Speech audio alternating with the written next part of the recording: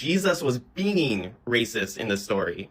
For those of you familiar with the story, it's about Jesus and the Canaanite woman. When he comes across her, he literally says, I would not give you food fit for dogs, basically. Calling her a dog, saying, is it all right for dogs to eat at the table of their master? No, so Jesus is not being racist. And I cut the video short because the rest of the video, as people can go see, is you kind of getting the story sort of right, but then also you doing your own paraphrase because you admit you don't remember the story, which I'm then thinking, why are you doing the video if you don't know the story fully? So we get in the story is that we have this Canaanite woman who approaches Jesus, which in their culture, there's already this tension between Jewish and Canaanite people. Like they have constant tension all the time. So the fact that first off, he's talking to a woman and he's talking to a Canaanite is already a pretty big deal culturally speaking. And so what's interesting is that you have his disciples are actually telling him to send her away, but he doesn't. So he's continuing in this dialogue with her, of which you're saying is racist, but it's actually a big culture shock for them because they're the ones saying get rid of her, but he's not. He's still talking to her. And he answers her saying, I was sent only to the lost sheep of the house of Israel, meaning that his mission, as Paul outlines, is to the Jewish people first. That's his whole mission. That's part of what he's coming here, is to establish his kingdom through the Jews because that's what the prophecies were about.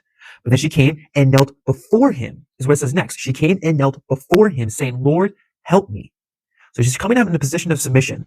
And he answers, it is not right to take the children's bread and throw it to the dogs. And the Greek word that's used here is like one of a house pet, one of a little puppy. Not this idea that you're coming up with where it's like she's being talked to and degraded to. It's talking to this person like, look, the Jewish people are first. They're the chosen people of God. And so it's not right to give the full plate of food to you when they're here first. Again, as Paul says, he came for the Jews first and then to the Greek.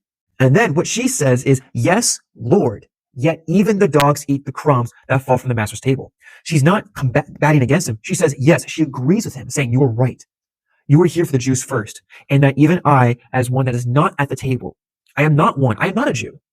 I get the crumbs from this because the crumbs fall down. My masters give me the leftovers. I get this. And it's her recognizing right here because Jesus says, oh woman, great is your faith.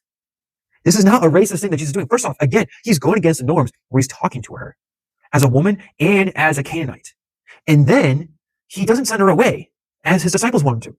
He then also doesn't say that she won't get any blessing, but the fact that his mission is primarily the Jews. Now she's here saying, I understand that. I agree. You are here for them first. This is your mission. But even I will receive of the benefits of this mission.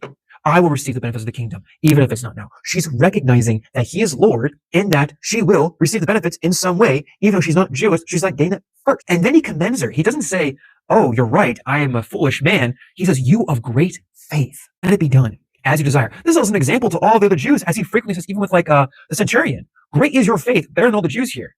This is an opportunity to point to disciples of what faith truly looks like and how it's being exemplified by someone outside of the Jewish faith. This is not a racist statement. This is one, a word that you were trying to read into with a derogatory term, and you're reading into it with the wrong context and the wrong lens when it's already outlined for you by the preceding verses of what his disciples say to do, and he